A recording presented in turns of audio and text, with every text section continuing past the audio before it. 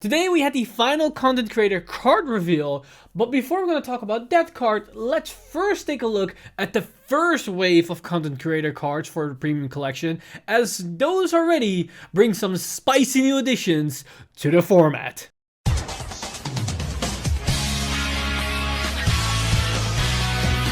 Stand up! Vanguard!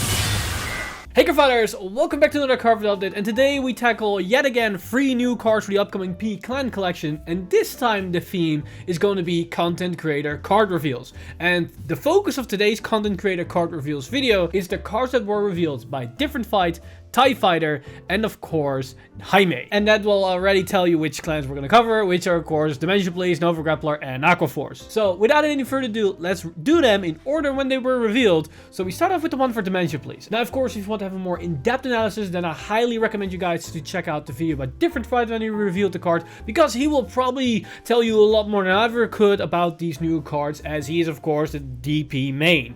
But for the new stride for Dimension Police, we of course got this new stride, which is Cosmo Winger Unibird Galaxy. And Unibird Galaxy has 2 skills, from which one is Continuous Vanguard Circle. This unit gets power plus 10k for each card in total among your damage zone and rear guards. This isn't anything new for Dimension Police, because we see this typically on the later releases for Dimension Police, where they stack a lot of power that can scale for the late game. And in this case, it counts your damage zone, which is kind of interesting, including your rear guard. So if you have 5 damage, it's plus 50k. If you have rear guards, that can also be plus 50k. So this card could potentially get a whopping plus 100k power for free, which is pretty sick. But on top of that, it also has the burst ability, which is burst auto Vanguard Circle once a turn. When this unit attacks, turn a card from your G zone face up. If this unit power is 50k or more, until the end of battle, this unit gets critical plus 1, and if this unit's power is 100k or more, this unit gets drive plus 2. Basically, if you stack a lot of power, this thing can swing for double critical and quintuple drive. Now keep in mind, we have the force marker and the base power of the hard card. So if you stride into this thing, at the bare minimum, it's 28k. If we use Force 1, it's 38k, as long as we don't stack force markers with like the Daikaiser right line support cards, which can accelerate the amount of force markers. So 38k if you get 1 force marker and you stack it onto the Vanguard Circle, which is honestly pretty nice, because that means if you calculate a booster with it, that will mean it will get over 40k power. So if you have like 1 damage at 5 units, you're already at the 100k. So as you can see, it's relatively easy to fulfill the 100k power threshold. Now, you could also go Force 2 and turn it into a triple crit quadruple drive Vanguard. And yes, you need 10k power more, but depending on what type of booster you have or how much damage you have, you can mitigate, of course, the amount of value you need to invest. And also don't forget all the support cards around this, because we have things like Dosaurus, which can give it an extra 10k power. Yes, you lose a rear guard, but you get an extra drive check, and you don't lose the amount of power because you give 10k when it shoves itself into the soul. So that's also a really nice value. And because it's a burst ability on the Vanguard, that means this card can interact with the burst support cards. And of course, what everybody already know about is the interaction with this card with Linka, which gives it the Sentinel guard break ability, and that on a body with this amount of power and this amount of drive checks and criticals can be pretty good, because that means as long as your opponent doesn't have a different way to guard this Vanguard attack, they're gonna be in a world of hurt. So this is another very nice new addition for Dimension Police for the G-Zone, because now either they can go into this beefy thing, or they can go rely still on X-Gallop for a very strong push turn with double Vanguard swings for high numbers. And of course, we still have Geoglamas for the more defensive plays that honestly could be like a setup for this card, where you first ramp up your defensives and then go either into this or an X-Gallop to get into a kill turn where you overwhelm your opponent with insane big numbers. But of course, that isn't everything for DP, because we also have the new G Guard, which is Giant Armored Beast Gguard, if that is how that is pronounced. But for Gguard's skill, we have auto when the unit's put on the Guardian Circle, cost Soul plus 1 Choose up to 2 grade 3 normal units from your drop and put them into your hand. This unit gets shield plus 5k for each card put into your hand. So this can essentially be 25k shield for a Soul Blast. But honestly, that's not the case. This thing is insane with Geoglamas, and I think that's where his name derives from. Because with Geoglamas, your grade 3s are gonna get insane amount of shield value. So you're not just getting 10k shield and getting 2 cards to hand. It's 2 cards that actually mean a lot in the deck, because that means those 2 extra grade 3s with potentially 20k shield, maybe 30k shield if you're sitting on Lender or Liner, and that means you're getting a whole lot of shield back for just 1 Soul Blast. And even if you don't use those grade 3s, those could be like things like Kaiser or maybe Disaurus that are insane power plays in next turn if you call them down to the field. So this is an insane strong utility card that not only gives extra shield power, but it's a strong utility option in any situation. I think this is going to be one of the go-to G-Guard for DP. I do think they have the G-Guard that allows you to give plus 5k power passively during the entire turn. I believe that's the Zeal G-Guard. So that is still a very good G-Guard in combination with this. But I think as long as you don't really need the plus 5k power onto your Vanguard, this is going to be a new staple G-Guard to go into, as it's pretty damn good if you rely on the Geoglamas Stride support. So yeah, pretty spicy. Now, with the DP cards out of the way, that brings us to the new cards revealed by Jaime, which is of course the new Aquaforce support. And once again, I highly advise you guys to check out Jaime's reveal video, where he goes in depth about these new cards, how they work and what type of combos are, which definitely will do the cards more justice than I ever could. And if I remember correctly, he also made a secondary video about a specific combo that you can do with this card. So again, definitely check out Jaime's videos regarding these particular new reveals. But that said, let's talk about these new reveals, as we have a brand new Maelstrom Flagburg Stride, which is Blue Furious Charged Dragon Ferocious Viriagus. I swear to God, these names are annoying. Viriagus Dragon. Yeah. And yeah, it's not Flagburg or Maelstrom, but let's be honest. The moment you saw this artwork, at least for me, I just saw Flagburg / Maelstrom. They just not gave it the name, probably to not make it work with specific support cards, but we still have the hard cards. But that said, it has a very interesting skill, which is Auto Vanguard Circle. At the end of the battle, this unit attacks, costs, counter +1, and turn a card from your G-Zone face up. You get an imaginary gift Axle. That's already really good, because that means you have Axles to play with, even if you do not rely on Axle Vanguards. If you go XL2, that means you also draw a card, which probably will be the go-to option here. Choose up to the same number of your rear guards as the number of face-up cards in your G-Zone, which always be at least 1, and stand them. Then choose up to one of your rear guards, move it to an open additional rear guard circle, and it gets power plus 10k until the end of turn. Again, this skill will always activate because you just created an extra circle, which happens to be empty.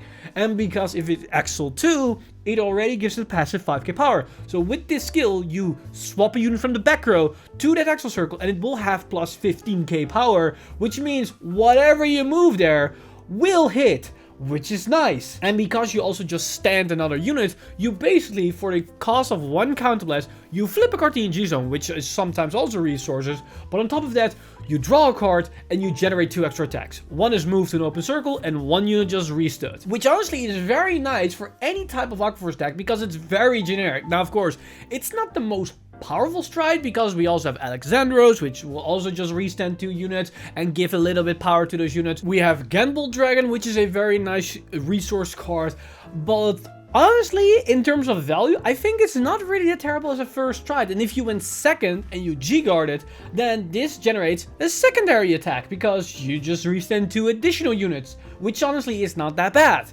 And the interesting thing is, because this card generates Axles, this means if you have an Axle Vanguard, you will have 2 Axles to play with, which also is not bad.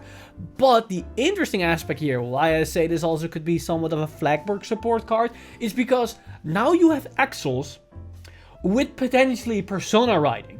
Because you can ride Flagburg, it doesn't have an Axle marker, but it has the Persona ride mechanic. So next turn you can Persona ride, your front row will get a passive 10k power, and now with this Stride you generate an Axle circle, which means a front row circle, by the way. So if you move that unit to the front row, it not only gets plus 15k power because of this stride unit, but it gets another additional 10k power because of the Persona Right ability.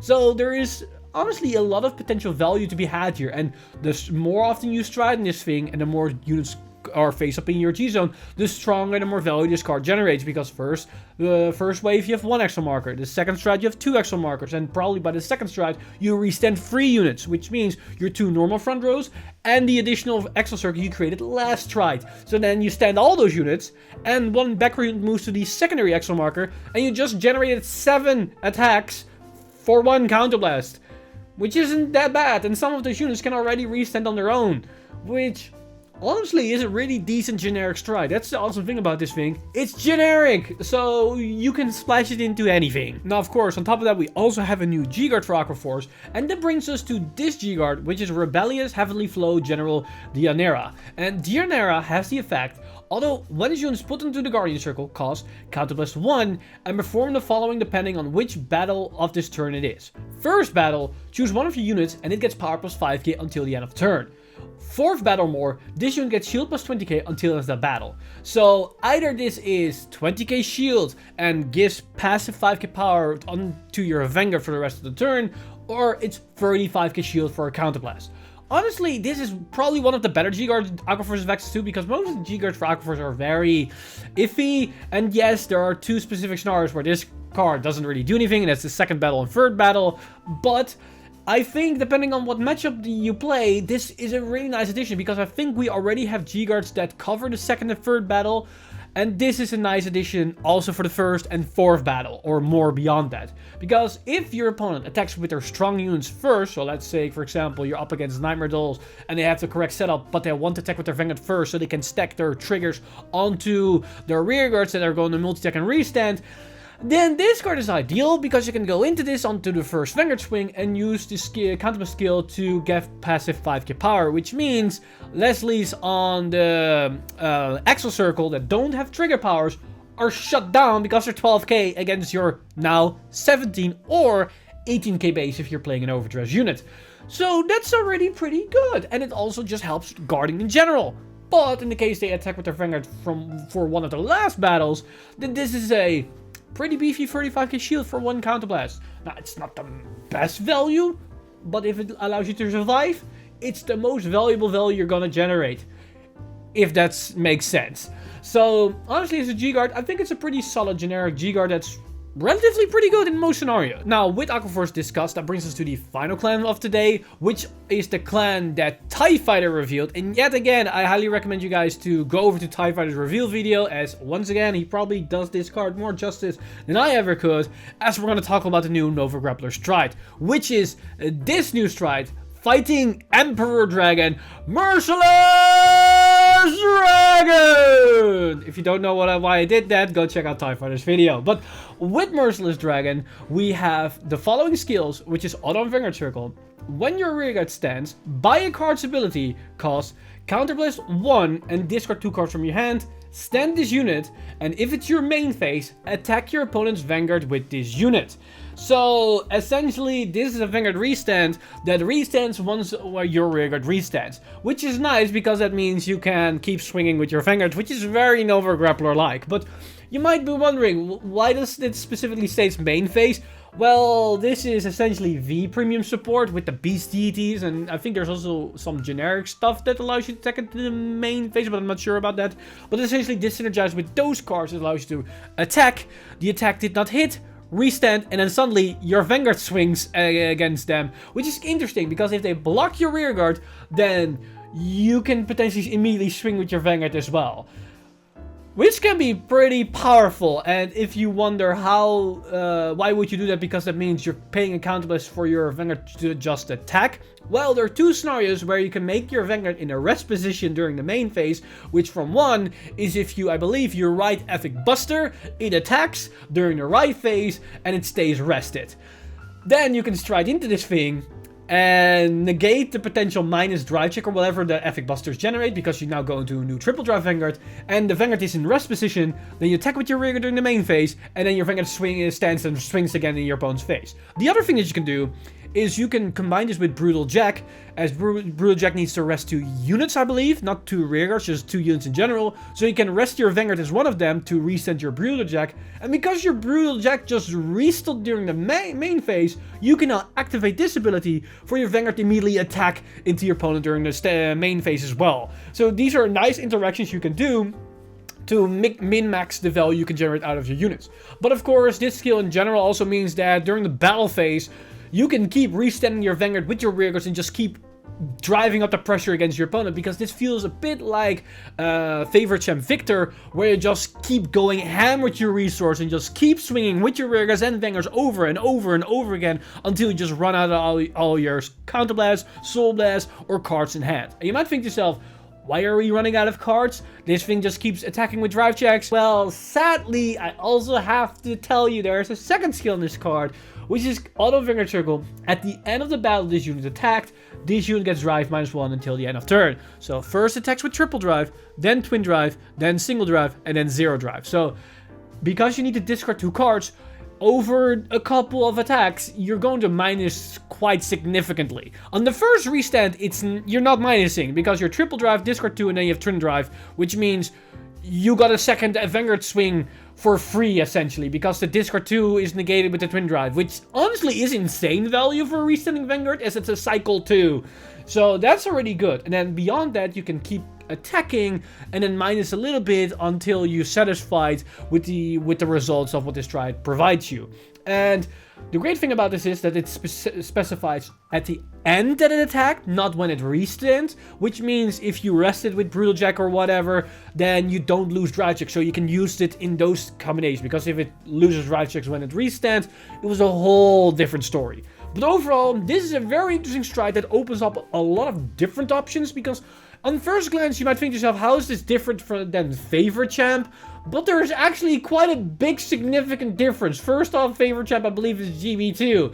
This can be your first stride option. But on top of that, this card relies on different types of rearguards and can also synergize with completely different interactions, like, for example, Brutal Jack, maybe even Crimson Bird or Scarlet Bird, should I say, and the other Beast Deity supports. So, honestly, a pretty nice, spicy card. And I even heard some rumors that there are some crazy minds out there that try to make this thing work with Blaus, but I have to still look into that if that's actually something there. Now, of course, this stride isn't everything that we got for Nova Grapple. It's also got a new G Guard, which, in my opinion, is a bit questionable, as we've got Meteor Kaiser Stiff Knight, and Stiff Knight has the effect, although when this unit is put into the Guardian Circle, cost Counterblast 1 or more cards, and this unit gets Shield plus 5k until the end of battle for each face down card in your damage zone. If you paid Counterblast 2 or more for this cost, draw a card. And if you paid Counterblast 3 or more, draw a card. So essentially, this could get plus 25k shield, so it could be 40k shield.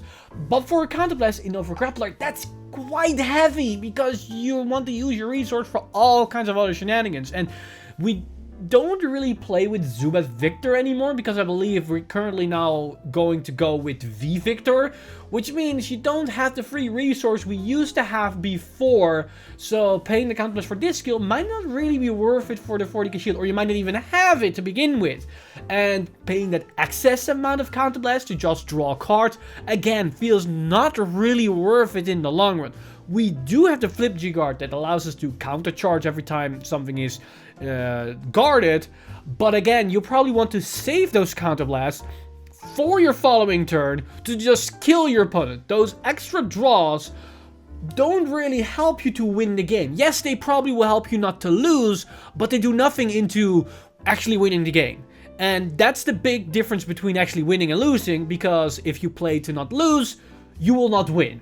You should play to win. And this card feels more like you're playing not to lose. Yes, you can draw into key pieces that then help you to win the game, but if you just wasted all your Counterblast, yeah, how much can you do with that? But again, I could completely be underestimating this card because I am not an Overgrappler main, so I don't know every intricate interaction and the intricate parts of the Nova Grappler engine to know if you can afford the counterblast or not and how much value there is behind a single draw or potentially 2 draws during your opponent's turn. With that said, that's everything that I personally have to say about these cards. So I want to know what you guys think about these cards, so let me know your thoughts in the comments section down below. And also, don't forget, if you're interested about any of these cards, then definitely check out Parkage for the potential release of the new cards of the premium collection when their pre-orders are going to be up on their store. And also, don't forget to use the discount code PKTimeLeap to grab your new cards with an extra discounted number on your shopping cart.